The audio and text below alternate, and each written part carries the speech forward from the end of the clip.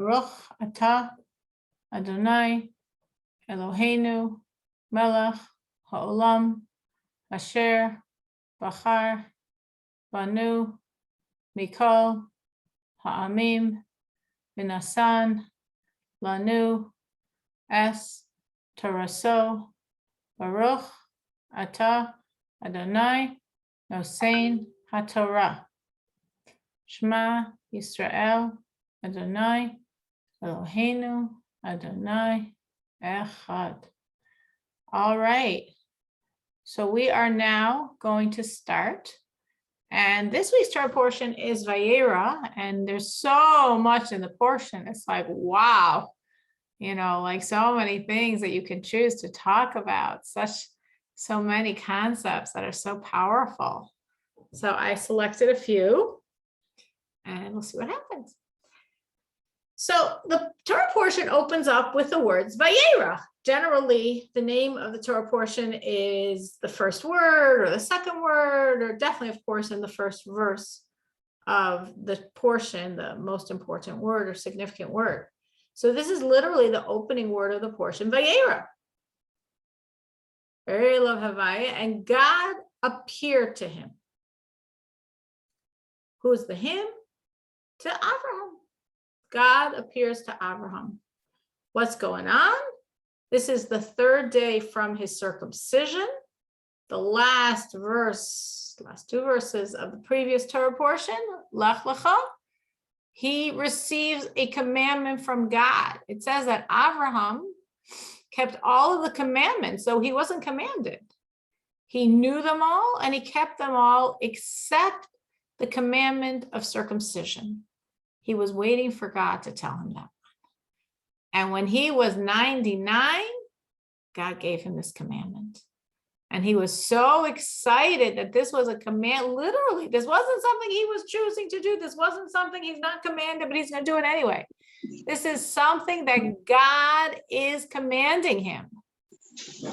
This was incredibly special. And this is what he fulfills at age 99 at the end of last week's Torah portion. He is circumcised on his birthday when he turns 99, according to Rashi, following Rashi's version. And his son, Yishmael, who turned 13 on the same day, they're both circumcised. And now the next Torah portions opens up with third day, meaning 2 days later. On the 13th of Nisan was their birthday and they were circumcised. On the 15th of Nisan, the third day from the circumcision, God appears to him. Why is he appearing to him? Why is God coming to him? Well, we'll discuss that soon. But before we do that, this was an incredible thing that God appeared to him. He had such a revelation of God like he never had before in his entire life. Because until then, until 99, though he was very holy, and he discovered God and he discovered monotheism, and he was, the person that gifted the world with monotheism, but he was uncircumcised. And as one who's uncircumcised, there was that barrier between him and God. And now, when finally at 99, when God commanded him, so he did it, he would have done it years ago, but he was waiting for God's command. God commanded him, and he removed this foreskin. He removed this spiritual barrier between him and God. Now he had God's revelation like never before. It was an unbelievable experience for Avraham, who'd been talking to God for years, but not like this. This was unbelievable. It's interesting. Many, many, many generations later, the fifth Lubavitcher Rebbe, which means we're talking about 150 years ago, to try to roughly say the year, roughly 150 years ago. When he was a small child, he was 4 or 5, he went to his grandfather, who was the Rebbe, the leader of world Jewry at that time. He referred to as a Tzemach Tzedek, and he was crying to him. And he cried, and he said to him, this little child of 4 or 5, obviously a holy child, He later became Rebbe himself, but at this time he's a small child of 4 or 5, and he cried to his grandfather. He says, why is it that God appeared to Avraham, our forefather, but not to me? Why don't I have God appearing to me? And it's Tzedek, the Rebbe, responded to his little grandson, his 4 or 5-year-old grandchild. When you're an Avraham, when you're a tzaddik, when you're such a godly, righteous person who at age 99 determines to circumcise himself, then you're worthy that God should appear to you. So seemingly he's telling his grandson, sorry, Charlie, not happening. Obviously, the Rebbe Rashab had a circumcision when he was a tiny baby. He's saying, well, if you wait till you're 99 and you're such a righteous person and you circumcise yourself at age 99, you're worthy for God to appear to you. So that sounds like a big blow off, but obviously he must be telling him something else, because this is a lesson for us. And he seems to be saying it's impossible. So the Lubavitcher Rebbe, in analyzing the story and analyzing what's going on in our Torah portion of Vayera, said, again, what led to God appearing to Abraham? His circumcision. The end of last week's Torah portion, Lech Lecha, Abraham circumcised himself and his son and all of the people of his household, all of the males of his household. And this week's Torah portion, God appears to him like never before because he's circumcised.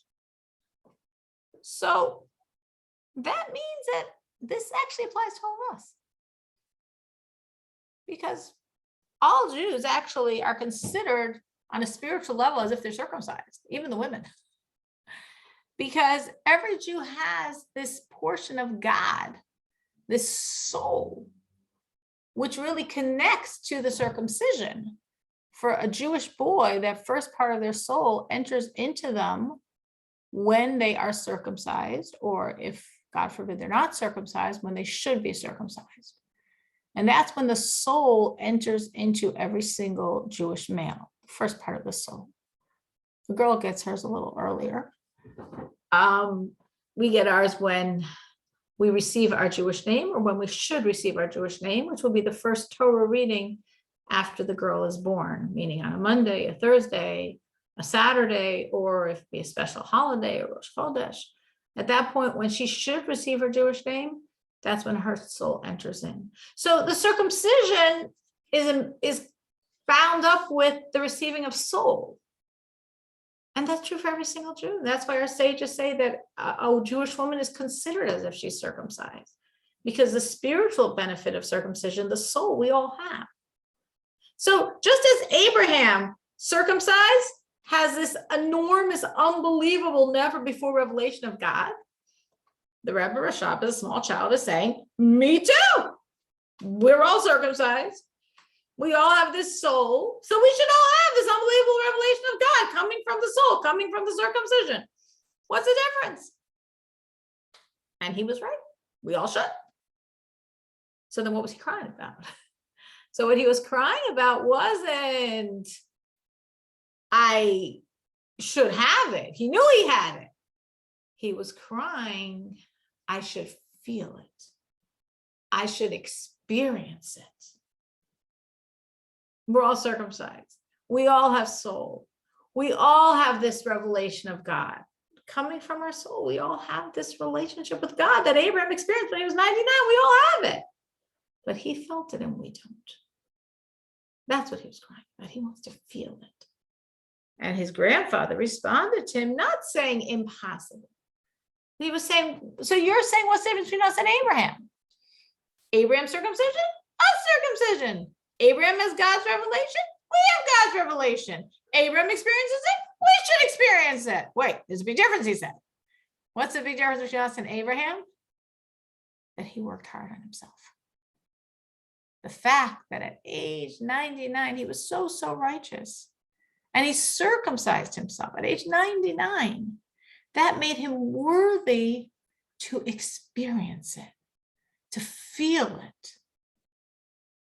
And that was the message that the Tzemach Tzedek was telling his small grandchild. That's the message for all of us. Not that we are there. We're already circumcised. We have a soul. We are totally having this experience of God's revelation, but we want to feel it. And to feel it, we need to work.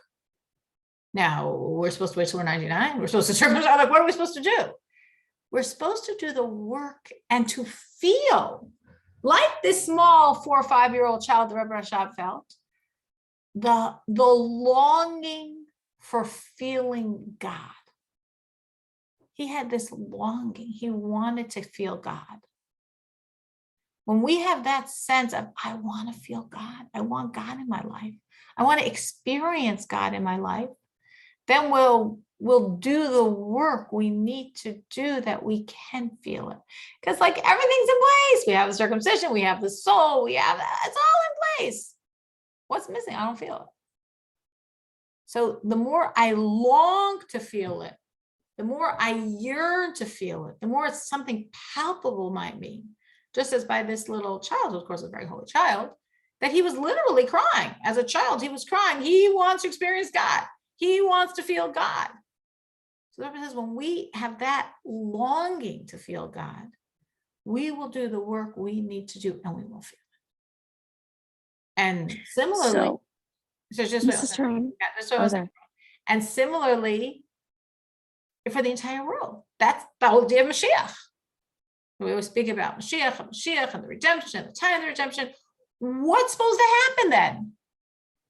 That we all feel God, that we all see God, that we all experience God. So it should be like a deep yearning to experience God, a deep yearning for the redemption when the whole world will experience God. And as we have this deep yearning, we will push ourselves, we will work harder, we will do more, and we will experience God. What's your comment or question?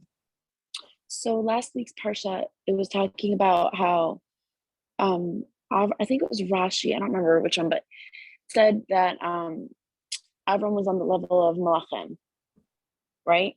Avraham was on the level of, and I didn't hear what you said. A Malach, like the Malachim. Yeah, I don't remember which Mefarish it said, but it said like he was on the level of a Malach. And then after his birth, he was on a way higher level, like an extreme, I don't know, I was reading it on Shabbos. It said something that he was on a way higher level. So my question is, aren't we in general, like Jews, higher levels than Malachim? Or how does that work? Absolutely. That's why I'm not sure what you're talking about. I don't know the source. It's definitely not Rashi. I'm not knocking the source. I just don't know the source, so I can't comment. But it's in the Gutnick Chumash. Okay. I'm not saying it's not a valid source. I just can't comment on something I don't know. We are far higher than the angels. And Abraham was far higher than the angel. It explains in time. So again, I'm not knocking what you read. I just don't know the context to be able to comment on it. The reason why we are considered higher than the angels, and this is discussed extensively in Tanya, is because the angels aren't challenged. The angels are programmed. An angel is an incredibly godly being, incredibly, and there's very, very high angels that are, higher and higher and higher in godliness. But they have no choice. They're not making a choice. They're not struggling. So whenever a Jew serves God, it's considered far higher than an angel serving God, and it gives God far more pleasure than an angel serving God because we have choices and we do struggle. So if we would, so to speak, come away with the same results as the angel, our service is far higher than the angel. And that's why it says an angel is called an oimed, someone who's standing in one place. He's stationary. And a human is called someone who is constantly, it works better in the Hebrew. It's called the mahalech, which means someone who's always moving. Because angels can't move. They can be created at such heights we can't imagine, but that's it. They're stuck there for eternity. They can never go a drop higher. They have no ability to grow because they are not challenged and choosing and battling. We are challenged, choosing, and battling all day long. So therefore, we're always moving. We're never stationary. We're moving up, we're moving down, but we're always moving. And that's why our service gives God far more pleasure than the angels. So again, I can't comment on the source, but I would just in general say that in response to what you're saying. Yeah, that's why I was confused, because it was like, I knew that he's not an angel because he didn't even have to keep any of the mitzvahs yet. Yeah, I don't know. I can't comment on it. But I'm saying that that's Okay. generally our perspective on the angel versus the man. All right, thank you. But definitely what is true, and I'm not saying what you're saying about the angel isn't true, I just don't know anything about it. But what definitely is 100% correct in what you're saying is how high he rose after the circumcision. Because when he removed that foreskin, it was like that spiritual barrier between him and God was removed. And that's who was able to have this revelation of God that he was never able to. He, of course, had revelations of God for many years, but he could never have it on the level that he had it then. But wasn't Moshe Rabbeinu, his level was even higher because he got to be like face to face, quote unquote, with Hashem, right? It's so hard to compare because every single person, including all of these great luminaries, had their own unique relationship.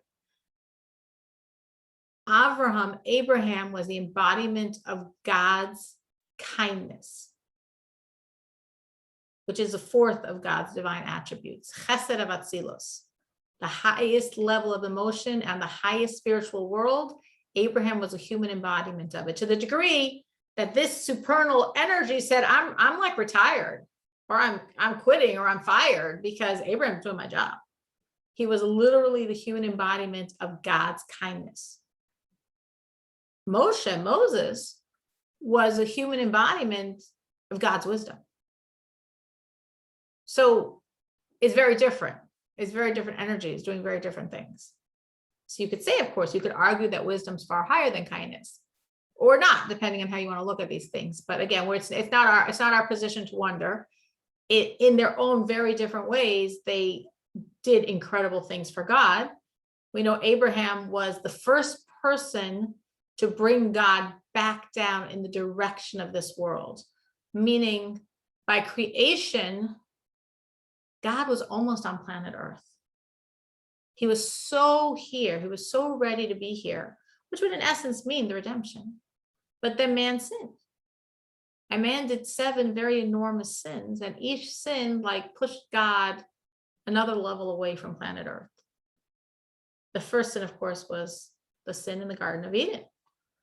And then we had Cain murdering Havel, and we had many sins, and each one pushed God another heaven away.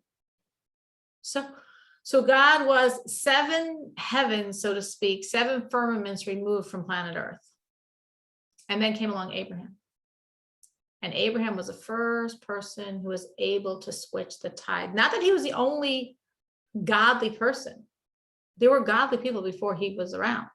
There was always at least one godly human on this world. Otherwise, the world couldn't exist. There was a great person called Mr. Shelach. There was a great person you've heard of called Noah. There was a great person called Adam. They were all very great in their own ways. A great person called Hanoch. But Abraham was the first one to start bringing God back down to planet Earth. He moved God from planet 7 to 6, which was unbelievable, because after that, every generation moved him one step closer. And Moses brought him back down here, because Moses was the 7th from Abraham. So who is greater, Abraham or Moses?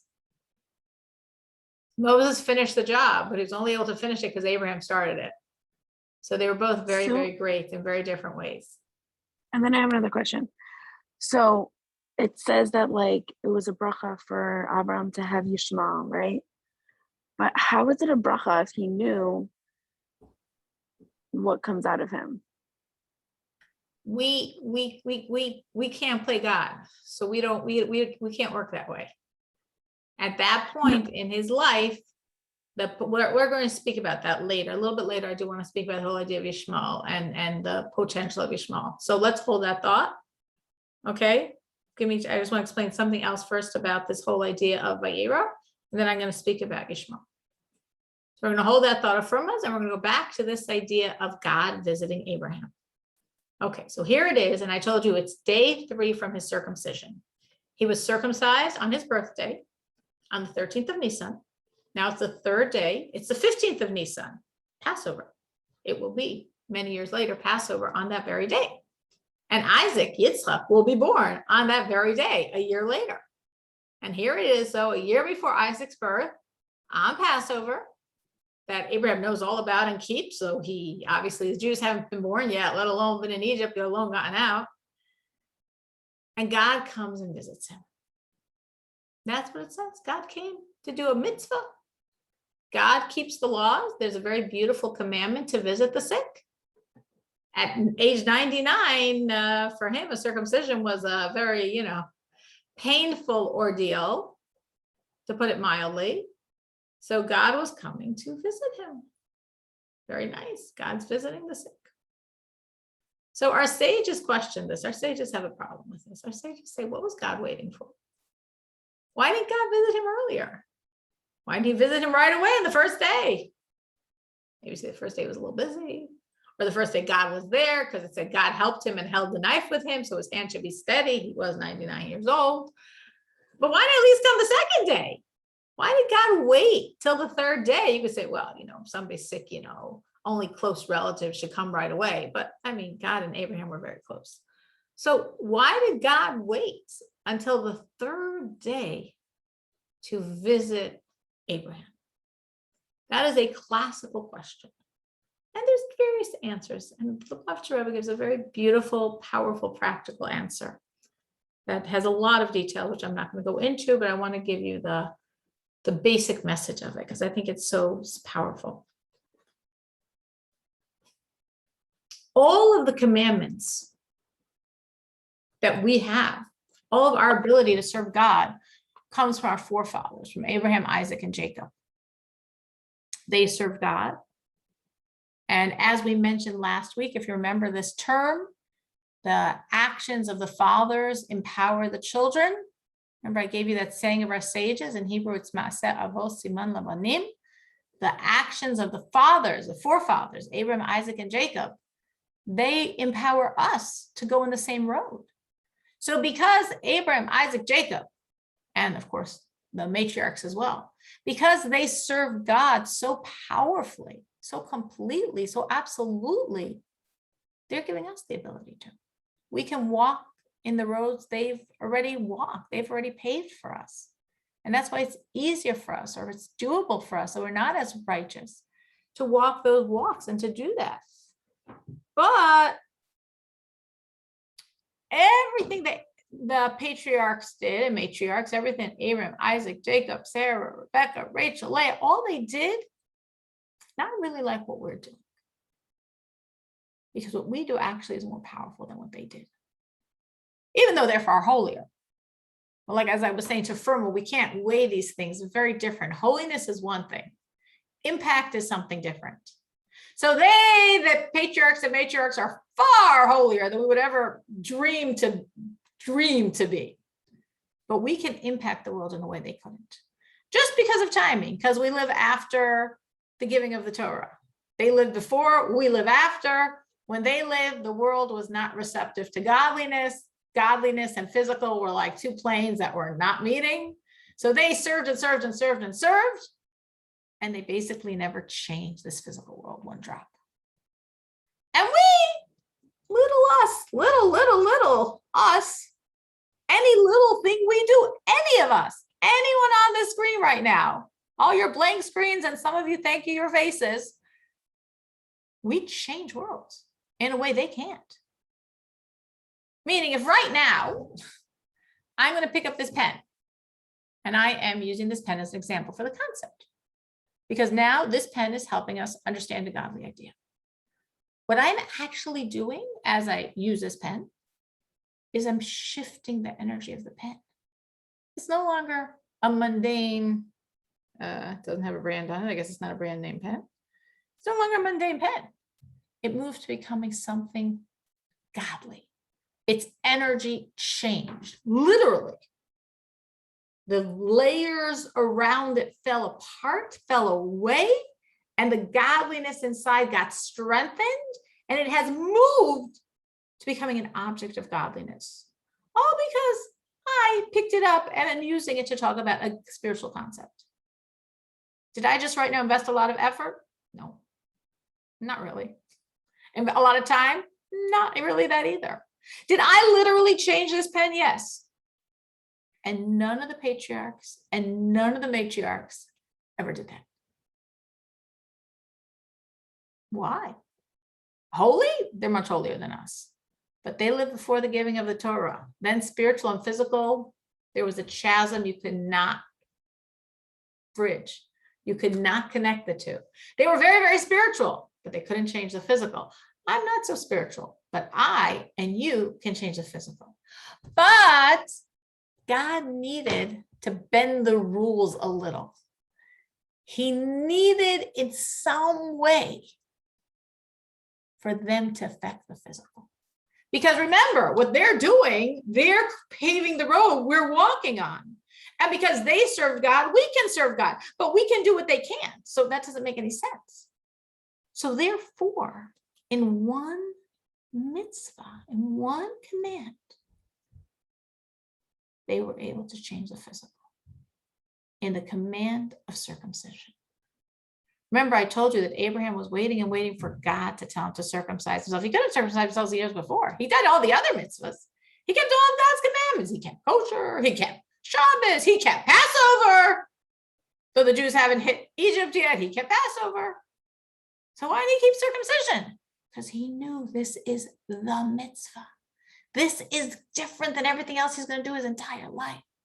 This commandment, God is infusing it with an energy to do what you really can't do yet at that time in the world and to change the physical. So when Abraham circumcised himself, that was in a sense the only real mitzvah he did his entire life. On one hand, he was serving God every second, far better than any of us ever will. Cognitively, I mean, he founded monotheism and he taught it to the world. He was God's mouthpiece. He brought the world to a recognition of God, and he served God completely, and he kept all the commandments, so he wasn't commanded. But the only real command he ever kept was circumcision. God commanded him, and God gave it an energy that nothing he did ever had, which meant that physical organ of his body actually changed.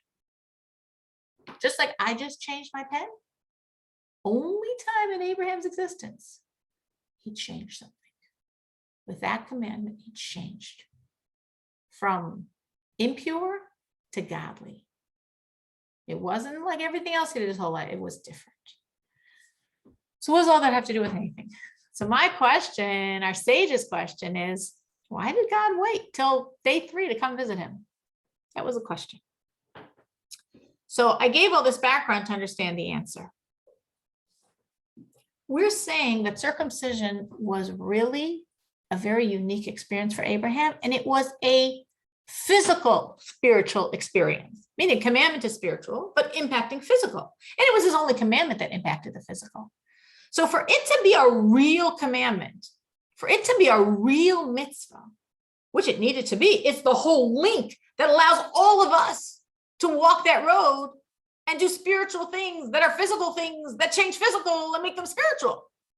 We're walking his road, and he did that road only once, only by circumcision. So that commandment is not just incredibly important for him, it's incredibly important for us, because it's what opened up that whole ability for all of us to do that. So Abraham had to experience that commandment in a completely physical way. Meaning, and this is a general idea, some commandments are difficult. We might all have different ones. Some commandments have intrinsic difficulty. Some commandments have challenges. Maybe you'd love to keep kosher, but it's far more expensive than not kosher. Or you have to buy lots of items that you don't have, and you have to throw out all the items you do have. Or you have to go through the whole process of making kosher the items you have. You know, like in theory, if it was easy, you would keep kosher. But maybe you're thinking of how much more expensive it is, the food, or the process of becoming kosher takes time, takes effort, or whatever. Every commandment comes with a price tag. Let's say you want to dress modestly. Well, you're looking at someone and saying, God doesn't want me wearing things that are low. God doesn't want me wearing sleeves that are short. Well, I'm okay with that. I don't need to flaunt my body to the world, but that means I have to maybe be a little hotter in the summer. Well, winter's coming. It got cold today and yesterday. Or maybe it means I have to buy new items to go back to things cost a lot of money. Maybe God doesn't want me to wear pants, but then they're so much more comfortable, or I'd have to invest in skirts. So there's a lot of commandments that in theory we would want to serve God, but they're difficult, they're challenging, and every one of us has whatever is difficult and challenging about the commandment. Mrs. Stern? Yes. Sorry. I found it in the Chumash, what I was talking about. Okay, but don't tell me now because you're going to totally lose my train of thought. So you got to hold it. Sorry. Absolutely not tell me now. Hold it. Not to be rude, but I just would totally lose the point I'm trying to explain. So why am I talking about commandments having challenges? Because one challenge of circumcision is that it's painful. It is physically painful. Now, if it's an 8-day-old baby, it's really not as painful. But the older the person is, the more painful it is. So Abraham was 99 years old. He was a complete adult. And it was a very painful experience on a very physical level. And he needed to experience that pain. He needed to fully, completely have that experience. Because that's part of serving God. That's part of doing the command in a physical world, contending with the challenges and difficulties that are sometimes part of serving God.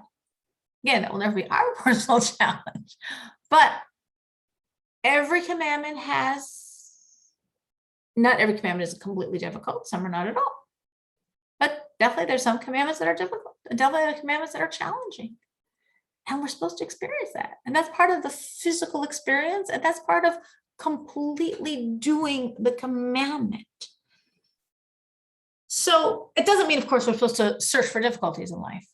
We're not supposed to try to make it harder for us. Well, actually, I found this commandment really easy. Maybe I'm messing up here. No, that's fine. It's fine. We will all have commandments that are difficult, and hopefully we all have commandments that are so natural and just work so well with us and are not difficult at all. And that's great. We are not searching for difficulties. But when they are there, we need to experience them. And that's why God waited. Because I said that God was doing a commandment, actually. When God visited Abraham, he was doing the commandment called visiting the sick. It is a command. When you visit a sick person, you're actually doing a godly act. And our sages say that when we come and visit the sick, we actually remove a bit of their illness. Every time you visit someone who's sick, you remove a little bit of their illness just by the fact of your visit. So it's a very, very good thing to do. But when God comes and visits, he removes the whole thing because it's God doing the visit. So if God had come right away on day one and visited Abraham, his visit would have completely cured him, would have completely healed whatever physical pain he was going through. God said no. Abraham said no. God, don't come. God said, no, don't worry, I'm not coming. Did God come on day two? God said, I'm not coming. Abraham said, don't come. God waited till day three. So Abraham had on day one and on day two, and until God came on day three, Abraham had true physical pain. But as soon as God came on the third day, that pain was removed. But Abraham had to go through that pain. Abraham wanted to go through that pain. Abraham was so excited about this experience because it had to be a real physical experience in every physical dimension. It's interesting sometimes that as part of serving God, sometimes we have to experience pain. And that's sometimes part of the process. And God can come and remove it. And at the right moment, he does. But until that right moment, God's waiting and waiting, because sometimes we need to experience that pain. Just like here, Abraham needed to experience that pain. And that's why God waited. We said, oh, it's so nice of God to come and visit him. God would have come right away. God was holding off and waiting till the third day, just to give Abraham as much pain as he needed to experience. And when he experienced as much as God knew he needed to experience, God came and took the rest of it away. And that was, I thought, like a very powerful lesson for us in terms of a lot of things.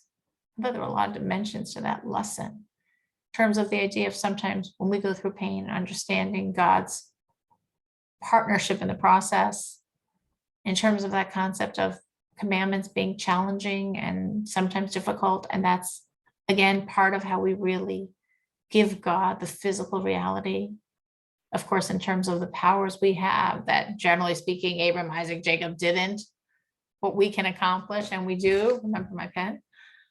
A lot of different lessons. Any thoughts on that? Then we'll go back to you from what I first want to think about that. Any thoughts, any questions, any reflections on that?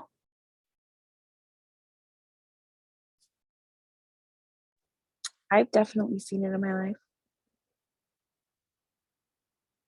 I feel like through, things with my kids, or, personal things and good things and bad things, I don't want to give specific details, but yeah.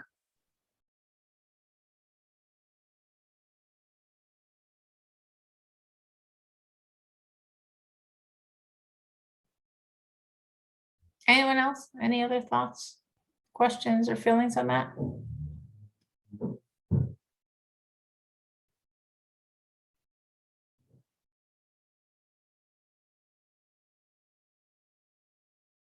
Okay, Firma, what was the source you want to show me? It said it was from Likutei Sichos, volume 10, page 53.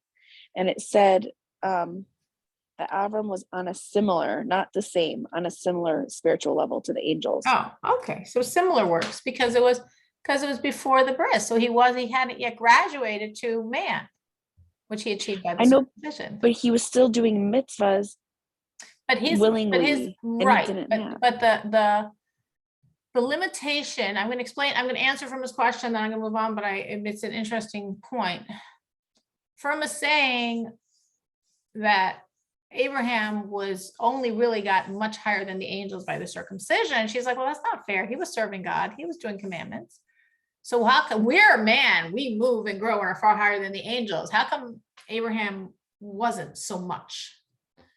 So a big difference between Abraham's service of God and ours, which again, in terms of spirituality and holiness, whoa, he blows us away 1 trillion billion miles. But in terms of practical bottom line, we can do things he can't. Like we said, I change pens, he can't.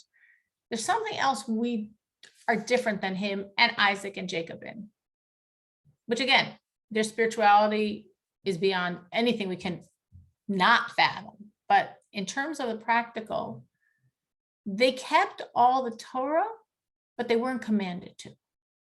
We are commanded. Now you could say, wow, that shows how amazing they are. They voluntarily kept kosher. They voluntarily kept Shabbos. They didn't have to, and they did it anyway. That's amazing. It is amazing. And they weren't commanded, and they did it voluntarily. But here's the but. If you are not commanded and you do it, it's a whole different ballgame than if you're commanded and do it. Because if you're not commanded and do it, you're like a volunteer. So a volunteer is cool and nice and special. You're choosing to volunteer. It's not the same as if you're supposed to do it. We're commanded. On a very simple level, because we're commanded, we have a strong desire not to listen.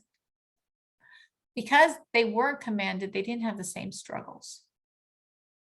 Because they weren't commanded, it didn't have the same value. Because we're commanded, what we do is very significant to God. God needs us to keep kosher. He needs us to keep Shabbos. He needs us to not gossip. He needs us to show love to each other. He needs it. He needs it so much that he's actually commanding and saying, you got to do this because I really need this. By Abraham, Isaac, and Jacob, they weren't commanded. It wasn't fulfilling a same need of God. It wasn't for the same reason, again, because they weren't commanded, as challenging to them. And what they didn't have the same value. Again, in terms of spirituality, it had a higher value. But in terms of bottom line impacting, it didn't have the same value because they weren't commanded. So that's like sort of the, again, no flaw of his own, just the time he lived in, why we're saying that about Abraham. But then when he graduated, when he was circumcised, when he was commanded, when he did that whole physical arduous process, that's what moved him. Now I actually want to go back to something. I want to move on to another idea in the Torah portion that I thought was also relevant in a certain way. Actually, from a mention before, the idea of Ishmael.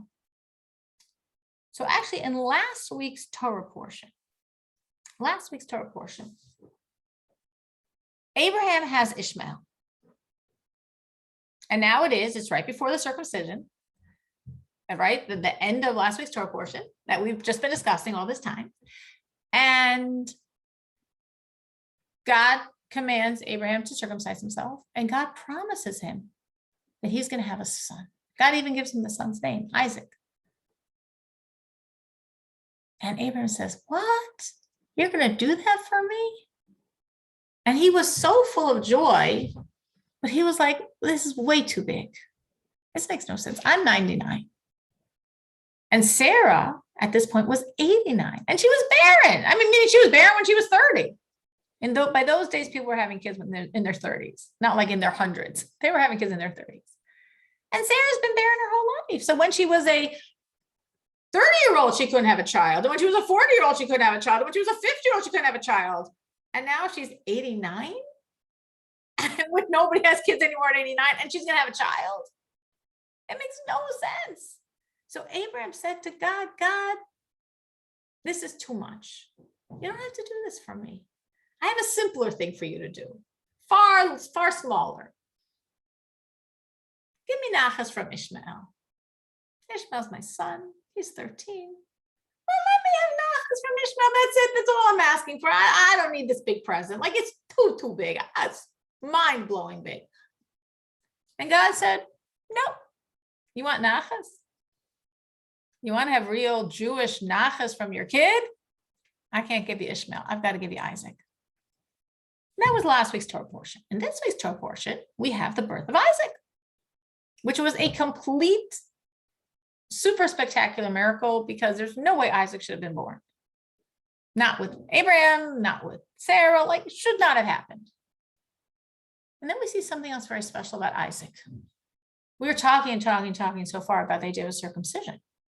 Well, Isaac was also circumcised, but he didn't wait until he was 99 to get circumcised. He was circumcised like every good Jewish boy at 8 days old. Isaac was the first person to be circumcised at 8 days old. The Jewish command. He was born into it. And that is really indicative of the difference of an Isaac and an Ishmael. Because Ishmael was also circumcised. We just said he and his father Abraham were circumcised on the same day, the day when Abraham turned 99 and Ishmael turned 13. And that's why some Arabs have the custom of going through a circumcision at age 13, as Ishmael did. But Isaac did it the Jewish way. He was 8 days old. That's when we do it. So what's the difference between a 13-year-old having a circumcision and an 8-day-old baby having a circumcision? Well, when you're 13 and you have a circumcision, you sort of think about it and you sort of are aware that this is going to be a very painful ordeal. And Ishmael was aware this was going to be very painful. And he thought about it. Of course, his father wanted him to do it. Of course, he should have that relationship with God. He was well raised. His father, Abraham, was, of course, super, super, super holy. And his mother, Hagar, was also a very, very good, godly woman, very godly. So he was raised by two very godly parents. And he was a child raised by good parents, and he thought about it and he agreed to do it. And Isaac was an 8-day-old baby. Nobody asked him. He was 8 days old and they just cut. And that was his circumcision. And that's a Jewish circumcision. Meaning, and this is a very, very, very powerful point to understand. It might sound very admirable of Ishmael that he agreed to the circumcision. And in a sense, of course, it was admirable that he agreed. But we don't want that type of relationship with God. That's not like a Jewish nachas relationship.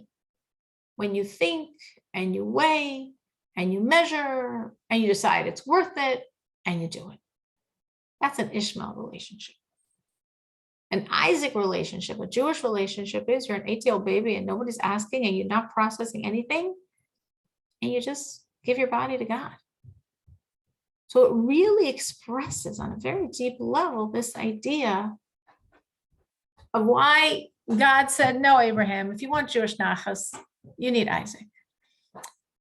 If you want children and grandchildren and great-grandchildren and great-great-grandchildren and great-great-great-grandchildren and great-great-great-grandchildren, if you want generations and generations, they're going to have a relationship with God. They're going to have a real relationship with God. And they're not going to stop having a relationship with God. You need a certain type of relationship. And that relationship has to be without calculations, without weighing and measuring. And is it worth it? And should I do it? And should I not do it? And does it make sense? And does it not make sense? Because if we as a people did that, we would have all ditched God a long, long, long time ago. Not only we would have ditched God, our parents would have, and our grandparents would have, and our great-grandparents would have, and the chain would have been broken so far back, none of us even know we were Jewish. Just 1 second.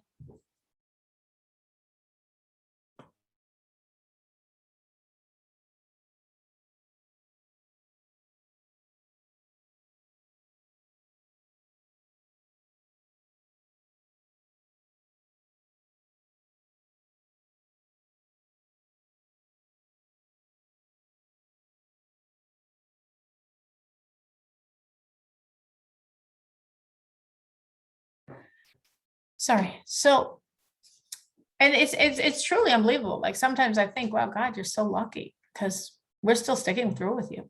Of course, we're still lucky. He's sticking with us, and he's lucky. We're sticking with him. But this is Jewish nachas. This is how a Jew has to behave, and this is how we have to educate our children and our grandchildren and our great-grandchildren. That when you have a relationship with God, we have to tell them you are from the oldest people in the world. The Jews are the most ancient race. And we are the most ancient Torah. No religion is as ancient. Most ancient race with the most ancient Torah. And it survives and we survive because we serve God without asking questions. Because we believe in God without questioning, without debating, without wondering, because we do things for God, even if it seems like we're losing out, that we self-sacrifice for God. Mesiras nefesh, self-sacrifice. We put what we want on the side and do what God wants instead. We don't only do things for God if it makes sense for us, if it's worth it for us, if we're going to benefit in a way that we decide is worth the loss. We just do what God wants. That's how we educate Jews. That's how we raise Jews. And that's how we have Jewish nachas. Because we give our children, who give their children, this message of like our relationship to God has nothing to do with being rational. Our relationship to God is far higher than reason. Our relationship to God is embedded in our psyche. Our relationship to God is just that it is, that he is our God and we are his people. And that's what we're gaining from Isaac, who has a birth when he's 8 years old and doesn't know what's happening. And not from Ishmael, who was 13 and made a calculated decision. And that's why real nachas, real Jewish nachas, comes from Isaac. and comes from us and comes from the Jewish people. That's a powerful message for us in this Torah portion of how we look at ourselves and how the messages we want to give our children and our grandchildren about their relationship with God. At the end of the Torah portion is, of course, something that you can spend a few hours talking about, easily many, many, many hours, which is the binding of Isaac, called the Akedah. But we have like 2 minutes. So, whoops. Instead of like 2, 3, 4, 5 hours, we have like 2 minutes. So just one thought that I think I've shared before, but I find it very powerful. So you share things that impact you. So God here is commanding Abraham to take it. Now we're fast forwarding. Isaac is 36. And God has promised Abraham that Isaac will be the father of the Jewish people. That through Isaac will be the Jewish people. And Isaac is not married and has no kids. And God comes to Abraham and he's 136 and Isaac is 36. And he says, okay, now go and offer him up as an offering for me. And when God gave Abraham this command, God said, please take your son and offer him for me. And the question is, why did God say please? Because he was being polite. And usually if God gives a command, he just tells you what to do. He's God. Why did he say please? So Rashi, the classical commentator, said, please do this. Please pass this test. This was Abraham's most difficult test.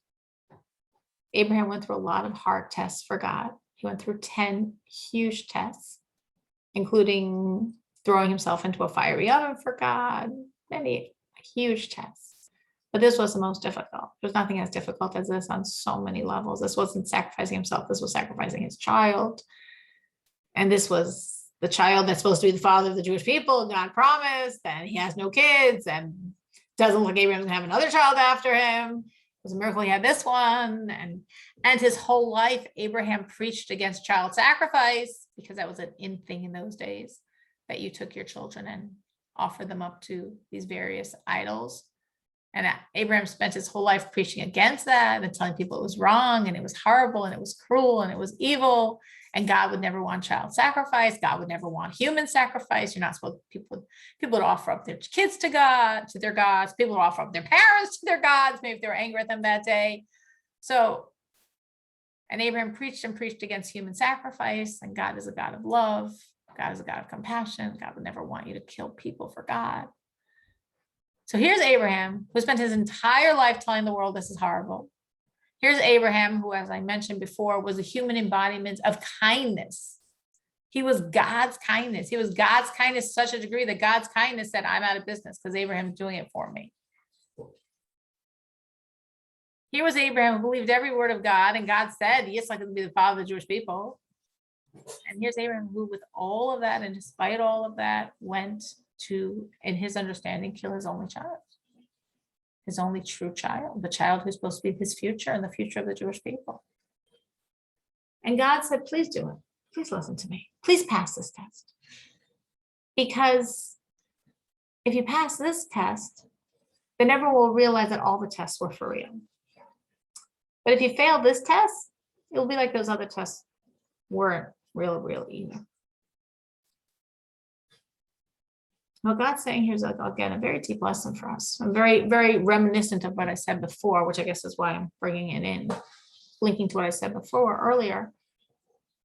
What God meant was, you did many incredible things for me, like you threw yourself to a fiery furnace because you refused to believe in idols. You said, no way, I'm not bound to any idols. I only serve God. Oh, really? Well, we'll throw you in the furnace. No problem.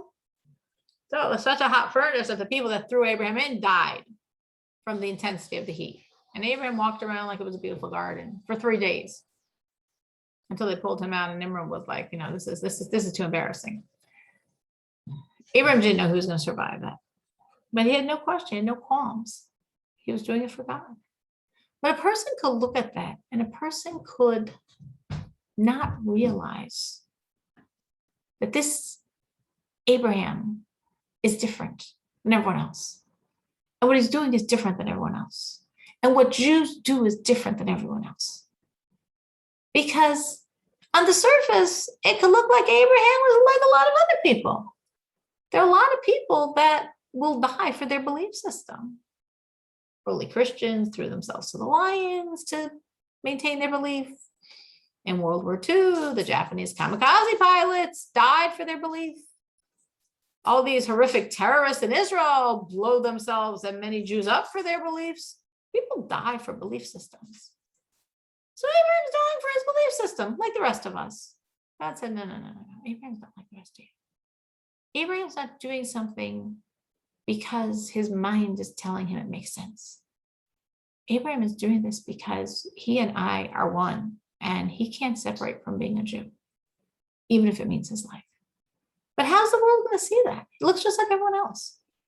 So comes along the sacrifice of Isaac, the binding of Isaac. And now, wait a minute, this makes no sense. If Abraham does this, he's destroying everything he's done for the past 133 years.